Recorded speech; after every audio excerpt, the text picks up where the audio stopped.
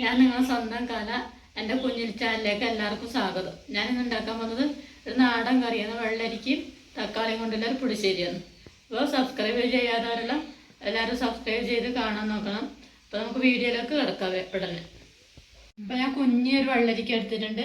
അത് അധികം പഴുക്കാതെ പച്ച എല്ലാ വെള്ളരിക്കുന്നത് അധികം പഴുക്കാൻ പാടില്ല. അപ്പോൾ 2 തക്കാളി, കുറച്ച് പച്ചമുളക്, അതാണ് നമ്മൾ പച്ചക്കറിയായിട്ട് നമ്മൾ ഉപയോഗിക്കുന്നത്. അപ്പം നമുക്ക് തോലെല്ലാം കളഞ്ഞ് ചെറിയ കഷ്ണാക്കി മുറിച്ചെടുക്കാം.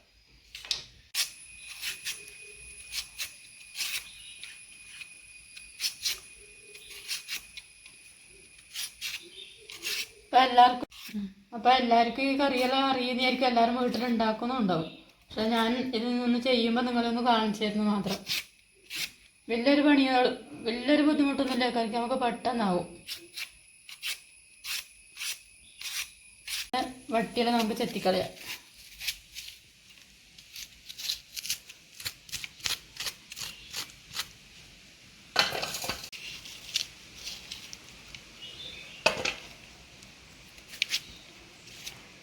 ചെറിയ കഷ്ണങ്ങളായിട്ട് ഇങ്ങനെ മുറിച്ചെടുക്കാം. അതിന് ശേഷം കഴുകി വേവിക്കാൻ വെക്കാം.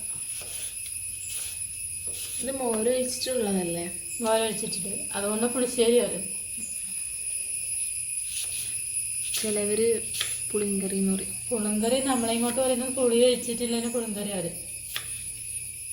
മോരൊഴിച്ചത് നമ്മളിങ്ങോട്ടാണ് പുളിശ്ശേരി എന്ന്. ഇത് പുളിശ്ശേരി നമ്മുടെ ഫേവറേറ്റ് പുളിശ്ശേരി.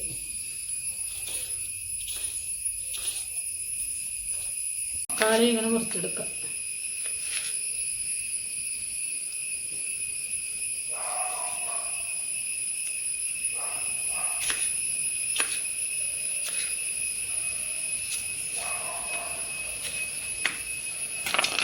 വൃത്തിയിൽ കഴുകിയിട്ട് നമുക്ക് ചട്ടിയിലേക്ക് വരയിട്ട് അടുപ്പത്ത്. ചട്ടിയിലാണ് ഞാൻ പുളിശ്ശേരി ഉണ്ടാക്കാൻ പോകുന്നത്. ചട്ടിയിലുണ്ടാക്കിയാൽ കുറച്ച് ടേസ്റ്റ് കൂടും. തക്കാളി മുറിച്ച് കയ്യിലേക്ക് ഇട്ട് കൊടുക്കുക.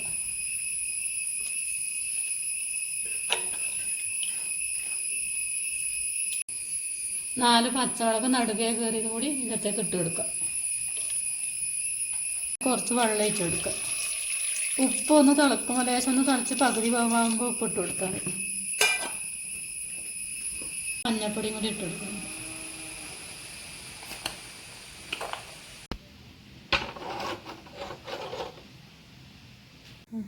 പത്ത് മിനിറ്റ് സമയം നമുക്ക് അടച്ച് വേവിക്കാം. ആ സമയം കൊണ്ട് നമുക്ക് ഇതിനോടൊന്ന് തേങ്ങ ചിരകി അരച്ചെടുക്കാം.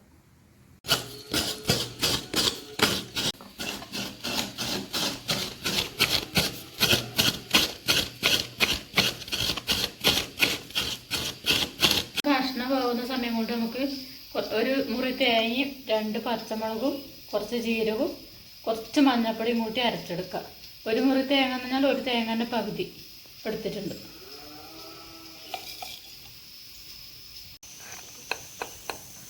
കുറച്ച് മഞ്ഞൾപ്പൊടി ഇട്ട്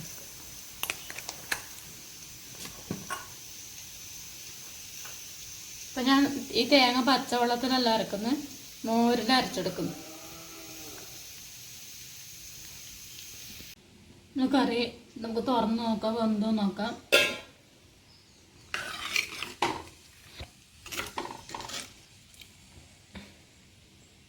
കഷ്ണമെല്ലാം പകുതി മുക്കാൽ ഭാഗം വെന്തോ നമുക്ക് കുറച്ച് ഉപ്പിട്ട് കൊടുക്കാം. ഇത് നമുക്ക് കുക്കറിലാക്കാൻ പറ്റൂലേ? കുക്കറിലാക്കുകയാണെങ്കിൽ പെട്ടെന്നാവും. ഇപ്പം രാവിലെ എല്ലാം ചോറെല്ലാം കൊണ്ടുകൊണ്ടായിരിക്കാമെങ്കിൽ കുക്കറിൽ വെച്ചാൽ 2 വിസിലടിക്കുക വേണ്ട വെള്ളരിക്കൊക്കെ. എന്നാൽ കഷ്ണം വെന്തു അപ്പോൾ തേങ്ങ അരച്ചും മോരെല്ലാം വെച്ച് വേഗം കറി ഉണ്ടാക്കാം. ഇതിപ്പോൾ നമുക്ക് കൊണ്ടുകൊണ്ടൊന്നല്ലാതുകൊണ്ട് ഉച്ചക്കൊക്കെ മതിയല്ലോ വെച്ചിട്ട് പിന്നെ അതാക്കിയത്. അപ്പം എല്ലാവരും ഇതുപോലെ ചട്ടിയിൽ വെക്കണമെന്നൊന്നുമില്ല.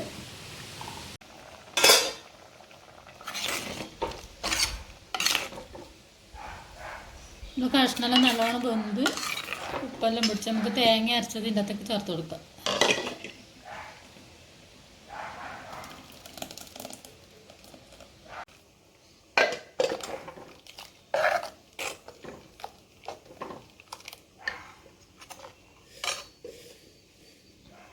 ഇനി ഇത് തിളക്കണം.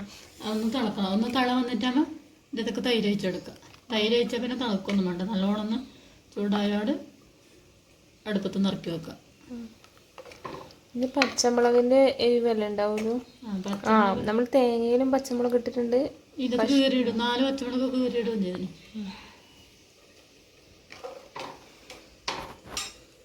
ഇത് നമുക്ക് വെള്ളരിക്ക മാത്രം ഇട്ടിട്ടും ചെയ്യാൻ പറ്റൂലേ? വെള്ളരിക്ക മാത്രം ഇട്ടിട്ട് വെക്കാം. തക്കാളി പുളിശ്ശേരി വെക്കുന്നില്ല നമ്മള്. അതാകുമ്പോൾ എളുപ്പത്തിൽ 5 മിനിറ്റ് കൊണ്ട് കറി റെഡിയാവും. തക്കാളി മാത്രമാകുമ്പോൾ. വെള്ളരിക്ക മാത്രം വെക്കുന്നുണ്ട്. പിന്നെ അതിനകത്ത് 2 തക്കാളി കുറച്ചിട്ടു. തൈര് പുളി കുറഞ്ഞതാണ്, അധികം പുളിയില്ല. അപ്പോൾ തക്കാളിൻ്റെ ചെറിയൊരു പുളി ഉണ്ടാവും. 2 തക്കാളി മുറിച്ചിട്ടിട്ടേ അപ്പോൾ ചെറിയൊരു പുളി ഉണ്ടാവും. അപ്പോൾ ഈ തൈരും കൂടി കഴിക്കുമ്പോൾ നല്ല ടേസ്റ്റ് ആവും. ഇപ്പുറത്ത് ഉപ്പേരിക്ക് കായുപ്പേരി. തേങ്ങ അരവല വെച്ച് നല്ല തള വന്നിട്ടുണ്ട്. അപ്പോൾ നമുക്ക് ഇതിനകത്തേക്ക് തൈര് ഒഴിച്ച് കൊടുക്കാം.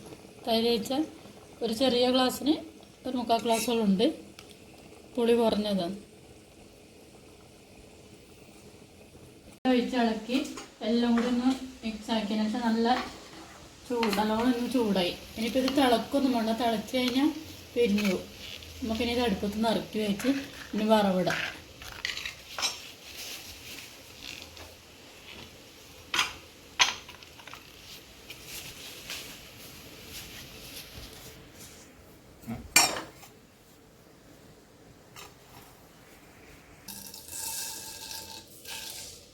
കുറച്ച് കടുവ് ഇട്ടിട്ടുണ്ട്. ഇപ്പോൾ കുറച്ച് ഉലുവയും കൂടി ഇടാം.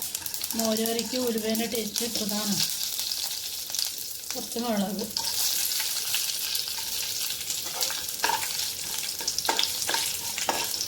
കുറച്ച് കറിവേപ്പിലയും കൂടി ഇട്ടിട്ടുണ്ട്.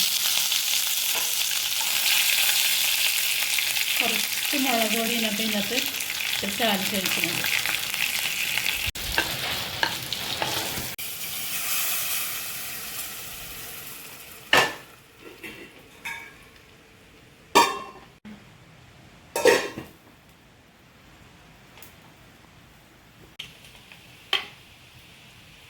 അപ്പോൾ നമ്മൾ മോരുകറിയെല്ലാം റെഡി ആയിട്ടുണ്ട്.